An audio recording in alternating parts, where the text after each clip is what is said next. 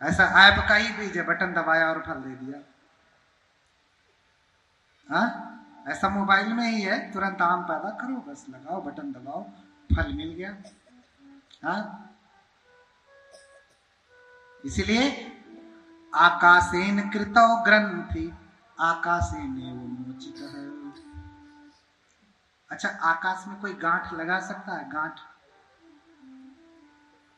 हाँ, ये रुमाल है तो लो, मैंने इसमें क्या लगा दिया? गांठ लगा दिया, लो, लगा दिया ना। जरा आकाश में गांठ लगा दो, ये तो बेतुकी बात हो जाएगी ना। बेतुकी बात होगी कि नहीं? क्योंकि आकाश में गांठ नहीं लगाया जा सकता। आकाशेन कृतो ग्रंथि आकाशेनेव मोचितः। अगर आकाश में आप कहें कि मैंने ग्रंथि लगा दिया, गांठ बांध दिया, तो हम भी ये कह सकते हैं आकाश ने गांठ खोल भी लिया। हाँ? आकाश ने गांठ खोल भी लिया। अगर आप ये कहते हैं कि लाओ, मैं आपको तुरंत तत्काल 1000 रुपए दे रहा हूं, मुझे तत्काल फल दिखाइए, तो मैं ये कह रहा हूं कि तत्काल फल ये है कि आपने 1000 रुपए का त्याग किया। त्याग आपको मिला, नहीं तो 1000 की तृष्णा आपके भीतर थी। क्या थी? 1000 की तृष्णा आपके भीतर थी, 1000 का त्याग किया, यही आपका तत्काल का फल है, यही तत्काल का फल है। माता महामाया ने मुक्त हस्त से दान दिया, और उस दान का इतना बड़ा प्रभाव हुआ कि माता ने बोधिसत्व को गर्भ में धारण किया। ऐसा वर्णन मिलता है कि माता अपनी सैया पे जाके सोती है तो स्वप्न देखती है। उसी रात वो स्वप्न देखती है। क्या स्वप्न देखती है? कि वो सोई हैं, उनकी सैया को, उनके बेड को चातुम महाराजिक देवता, चारों दिशाओं के देवता, द गार्जियन ऑफ 4 डायरेक्शंस, वो सभी आते हैं और चारों दिशाओं से चारपाई को पकड़ करके, बेड को, सैया को पकड़ करके हिमालय पे लेके चले जाते हैं। हिमवंत प्रदेश में लेके चले गए, और फिर देवताओं की पत्नियां आती हैं, उनकी देवियां आती हैं और माता महामाया को ले जाकर के मानस सरोवर में स्नान कराती है, अनोतप्त दह में स्नान कराती है, और स्नान करा करके उन्हें सुंदर से बिस्तरे पे लिटाती हैं। और उसी समय क्या देख रही हैं कि एक सफेद हाथी, स्वप्न देख रही, सफेद हाथी अपने सूंड में सफेद कमल का पुष्प लेकर के माता का चंक्रमण करते हुए दाहिनी तरफ से गर्भ में प्रवेश कर गया। क्या देखा कि हाथी आया, सफेद पुष्प लिया और चंक्रमण करते करते, परिक्रमा करते करते दाहिने तरफ से पेट में घुस गया। अच्छा, आप सपना देख रहे हो कि इतना बड़ा हाथी मेरे पेट में घुस रहा है, तो आपकी नींद नहीं खुल जाएगी? कहां आदमी, कहां हाथी? सपने देखा कि पेट में हाथी घुस रहा है, तुरंत उनकी निद्रा टूट गई। अपने स्वामी से जाके बताती हैं कि स्वामी, हमने ऐसा सपना देखा। राजा ने तुरंत 108 ज्ञानियों को बुलाया, स्वप्न की व्याख्या करने वालों को बुलाया, और उनमें से सभी को आतिथ्य करके मात्र 8 ब्राह्मण को रोका। 108 को बुलाया, उनको भोजन कराया और सोने की थाली में भर भर करके उनको दान दिया, और दान से संतुष्ट करने के बाद 100 ब्राह्मणों को भेज दिया, ज्ञानियों को भेज दिया, मात्र 8 को रखा जो ज्ञानी थे। 100 में जो 8 अधिक ज्ञानी थे उनको रखा। रामो धजो लखनो चापी मंत्री, कोंडइयो भोजो सुयामो सुदतो। ये 8 ब्राह्मणों के नाम है। क्या नाम है? रामो धजो लखनो चापी मंत्री, कोंडइयो भोजो सुयामो सुदतो। ये 8 ब्राह्मणों के नाम, राम, धज, लखन, मंत्री, कोंडन्य, भोज, सुयाम, सुदत्त। ये 8 ब्राह्मण को रोक लिए। क्यों? क्योंकि ये बड़े ज्ञानी थे, स्वप्न की व्याख्या करते थे और ऐसी अनुपम व्याख्या करते थे कि जैसा आज तक कोई न कर पाया हो। बहुत प्रतिष्ठित थे अपने समय में।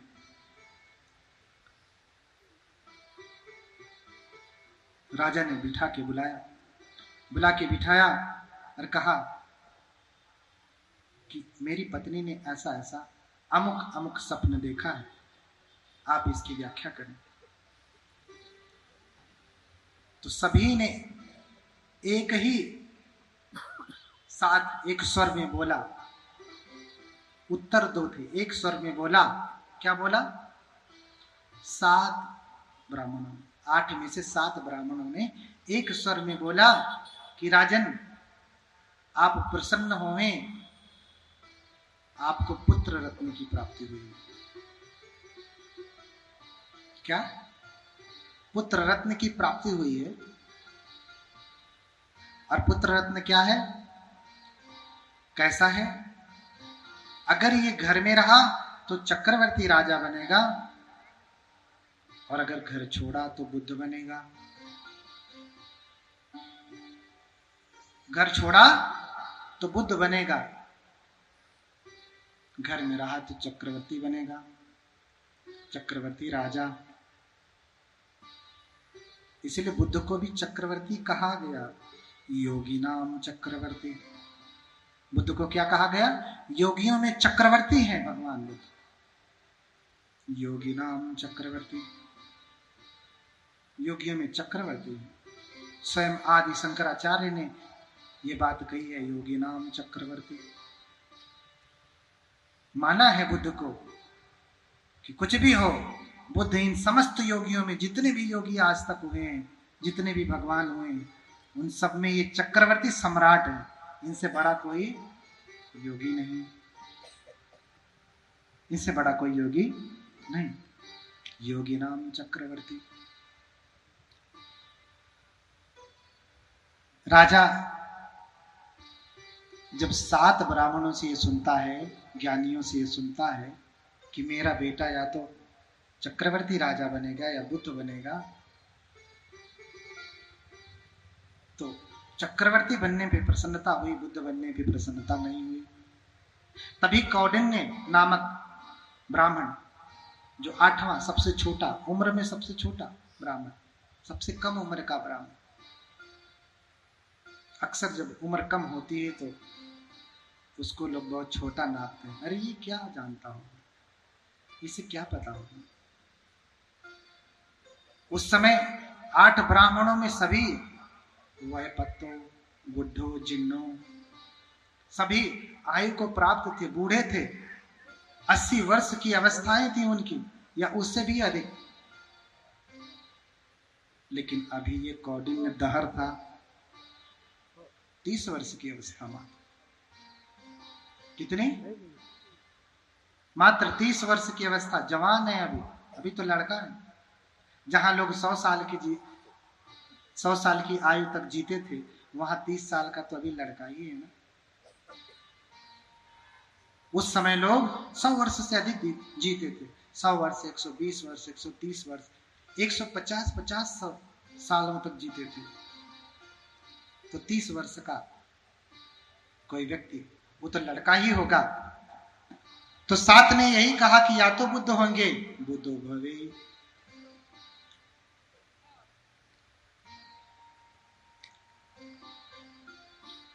लेकिन कौंडिन्य ने कहा कि नहीं, मैं इनके चक्रवर्ती होने की कोई गति नहीं देखता, अपितु ये क्या बनेंगे? बुद्ध बनेंगे। एक ही उंगली उठा के कहा, ये राजा वाजा नहीं बनेंगे, चक्रवर्ती नहीं बनेंगे, अभी तो क्या बनेंगे? चक्रवर्ती बुद्ध बनेंगे। चक्रवर्ती राजा नहीं, क्या बनेंगे? बुद्धो भवेय राजानम चक्रवर्ती। ये बुद्ध होंगे, राजाओं में चक्रवर्ती जो होते हैं बुद्ध, ऐसे बुद्ध बनेंगे। तो राजा इस बात से प्रसन्न नहीं हुआ, राजा इस बात से प्रसन्न नहीं हुआ। क्यों? क्योंकि कौन चाहता है कि उसका बेटा प्रवज्जित हो जाए, भिक्षु बन जाए, सन्यासी बन जाए? कोई चाहता है? आज आप बुद्ध के धम्म को जानती हैं तो मन में भले जगता होगा, पहले या जो नहीं जानता है उसके मन में जगता है। हजारों में से कोई एक माँ होती है जो चाहती है उसका बेटा, हजारों में भी कम, कई हजार में कह सकते हैं। क्योंकि अगर ऐसा होता तो पूरा वर्धा आज भंते भंते से भरा होता। कितने भंते होंगे इस वर्धा में? कई करोड़ की जनसंख्या, लगभग 10 करोड़ की जनसंख्या है, लेकिन भंते कितने हैं? भिक्षु कितने हैं? 10 भी ढूंढना मुश्किल है। भंते जी 10 भी है कि नहीं? 10 भी ढूंढना मुश्किल है। आप बताइए है क्या? नहीं है, वर्धा शहर में नहीं। बताइए, 10 भी ढूंढना मुश्किल है। और अगर 10 होंगे भी तो उन 10 में भी सच में किसको भिक्षु कहा जाए, ऐसा भिक्षु भी खाली वस्त्रधारी होंगे अधिकतम लोग। न धर्म का ज्ञान, न अर्थ का ज्ञान, न कोई समापत्ति, ऐसा ही होगा ना? तो कौन चाहता है कि मेरा बेटा सन्यासी बने, तपस्वी बने? कोई चाहता है? कोई नहीं चाहता। सब तो चाहते हैं डॉक्टर बने, इंजीनियर बने, प्रोफेसर बने, आईएएस बने, पीसीएस बने, या बने वाह बने। क्यों? क्योंकि उनको इसी जीवन का सुख चाहिए, इसी संपत्ति का सुख चाहिए, और इसके लिए उन्हें जो कुछ भी करना पड़ता है वो करते हैं। बुरे से बुरा कर्म भी लोग कर जाते हैं। किस लिए? इस धन के लिए। मैं लेख पढ़ता था कि सुब्रत राय, जो सहारा ग्रुप आप जान रहे हैं, इतना बड़ा, इतनी बड़ी कंपनी है कह सकते हैं, रही। सुब्रत राय इतना बड़ा धनाढ्य आदमी, जब उसने अपने 2 बेटों की शादियां की, विवाह किया, तो सबसे महंगा विवाह उसने किया। उसमें वर्णन आया उस लेख में कि उसने दोनों बेटों के विवाह करने में 1000 करोड़ रुपए खर्चा किया। कितना? 1000 करोड़ 2 बेटों का विवाह करने के लिए मात्र। और फिल्म इंडस्ट्री के जो बड़े बड़े नेता अभिनेता थे, ऐसा कोई नहीं था जो उसमें ना आया हो। स्वयं उसमें सोनिया गांधी पहुंची हुई थी, मुख्य उस समय जो प्रधानमंत्री। इतना बड़ा आयोजन किया, बड़े बड़े एक्टर एक्ट्रेसेस जो थी वो सब पहुंची हुई थी। इतना बड़ा आयोजन, आज तक शायद ऐसा आयोजन कम ही हुआ है। और ऐसा कोई भारत की धरती पे ऐसा कोई पकवान नहीं था जो नहीं बना था, चाहे वो नॉर्थ इंडिया का हो, चाहे साउथ इंडिया का हो, चाहे ईस्ट इंडिया का हो, चाहे वेस्ट इंडिया का हो। पूरे देश में जितने प्रकार के पकवान बनते हैं वो सारे पकवान बने थे, एक भी पकवान कम ना रहे, सब पकवान बने। सारी प्रकार की मिठाइयां थी जो देश में होती, वो सारी मिठाइयां थी। और वो सहारा ग्रुप भारत की क्रिकेट टीम को 20 वर्षों से स्पॉन्सर करता आया, 20 वर्षों से सहारा ग्रुप में। वही सुब्रत राय जिन्होंने बनाया। लेकिन जिस दिन ऑस्ट्रेलिया और भारत का मैच था, पता है ना मैच हुआ था, मैच तो पता ही रहेगा। अच्छा है जो लौकिक जानकारी है वो भी हमारे पास पर्याप्त होनी चाहिए। 2 दिन पहले ही, जिस दिन भारत और ऑस्ट्रेलिया का मैच था, 2 दिन पहले ही सुब्रत राय की मृत्यु हो गई। क्या हो गई? मृत्यु। और 2 दिन से उनका शरीर मुर्दा घर में पड़ा था, लखनऊ के मुर्दा घर में। उनके 2 बेटे, जिनका विवाह उन्होंने आज तक का सबसे महंगा विवाह बनाया, जिनके जीवन को सजाने के लिए उन्होंने दुनिया की अभूत संपत्ति लगा दी, वो अभी सभी विदेशों में हैं। 2 दिन से उनका शरीर घर में नहीं, कहां पड़ा है? पड़ा था मुर्दा घर में, लखनऊ के सरकारी मुर्दा घर में। दोनों बेटे आए नहीं, दोनों बेटे आए नहीं। बड़े बिजनेसमैन बनाया उनको, जो चाहता था पिता अपने बेटे को बनाया, बहुत बड़ा बिजनेसमैन बनाया। दोनों अपने बिजनेस से विदेश में ही रहते। मरे हुए 2 वर्ष हो गए, 2 दिन हो गए, लेकिन अभी भी उनके बेटे आए नहीं। उन्होंने कहा कि हम व्यस्त हैं, हम आ नहीं पाएंगे, उनका अंतिम संस्कार कर दिया जाए। जिस भारत की क्रिकेट टीम को 20 वर्षों से स्पॉन्सर करता आया, वो भारत तो ऑस्ट्रेलिया से मैच खेलने में लगा था। सोचिए, अंततः जितनी बड़ी आकांक्षा उसकी थी, मेरे बेटे बेटियां ऐसे होवें, और जितनी बड़ी उसने संपत्ति हासिल की, अंततः उसके हाथ क्या आए? मरने के बाद बेटे तक नहीं आए, बेटे तक नहीं आए। 2 दिन लाश मुर्दा घर में सड़ी। उसके बाद न जाने उसके बाद क्या हुआ। मैं तो लेख पढ़ रहा था, उसमें भी पढ़ा कि अभी 2 दिन हो गया है, उनका शव मुर्दा घर में पड़ा है, कोई लेने के लिए नहीं आया। अब पता नहीं 3 दिन 4 दिन 10 दिन पड़ा रहा होगा, और पता नहीं जलाया भी गया होगा कि चील कौवे खाए होंगे, कौन जानता। जिनके लिए इतनी संपत्ति हासिल की, वो सारी संपत्ति यहीं रह गई।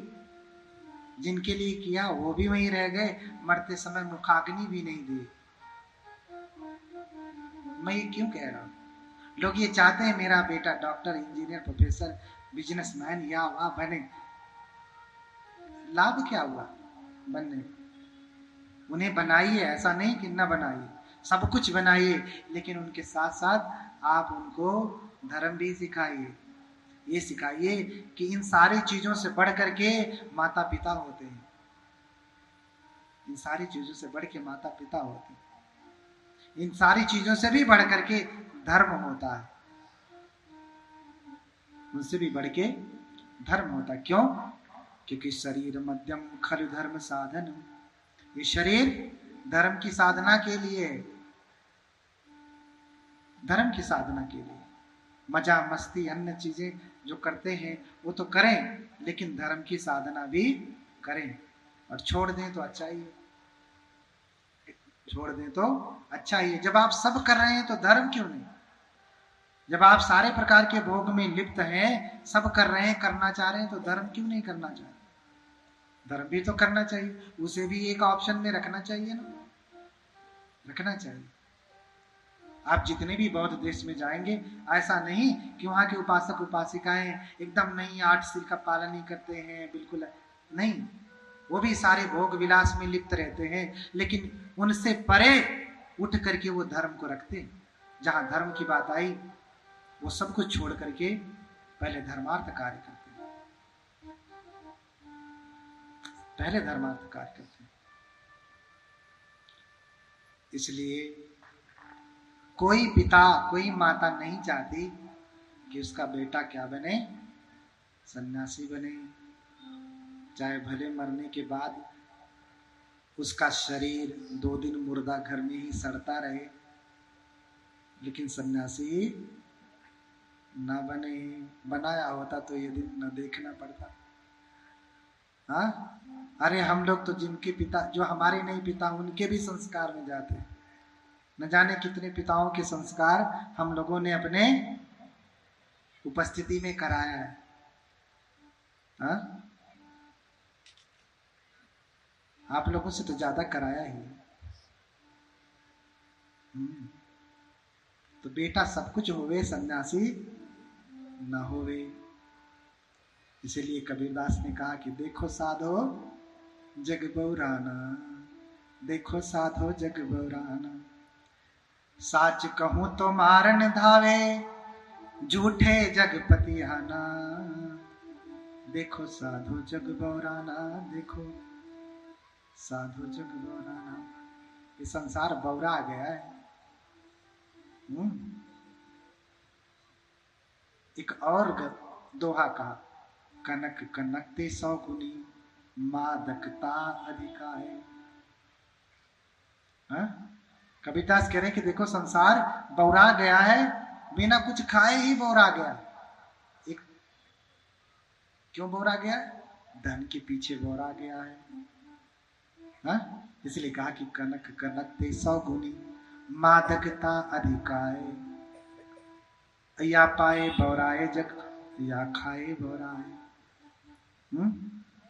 या खाए बौराए जग, और वा पाए बौराए।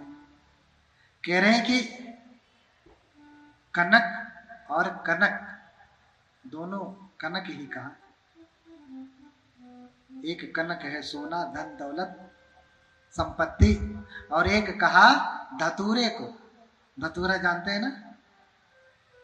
भांग धतूरा, धतूरा जानते हैं ना? क्या होता है वो? नशा होता है, नशे का पौधा है। और धन दौलत भी क्या है? तो कह रहे हैं कबीरदास की कनक कनकते 100 गुनी, मादकता अधिकार। संपत्ति सोना और धतूरे, इन दोनों में, धतूरे और सोने में, धतूरे से 100 गुना ज्यादा नशा करने वाला क्या है? ये सोना, धन। धतूरे से 100 गुना ज्यादा नशा कौन करने वाला है? ये धन।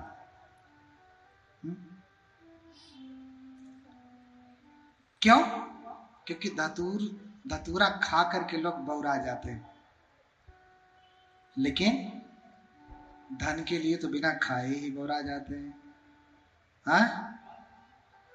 बिना खाए भी वो कह रहे हैं, या पाए बौरा, पा करके बौराते ही, तो बिना पाए ही बौरा है। उसके लिए पा जाएंगे तो कितने बौराए। हाँ? पाने के लिए बौराए हैं। तो इसलिए देखो साधो जग बौराना, देखो साधो जग बौराना। कोई सन्यासी नहीं बनाता, और सभी चाहते हैं कि उनका बेटा IAS PCS बने। और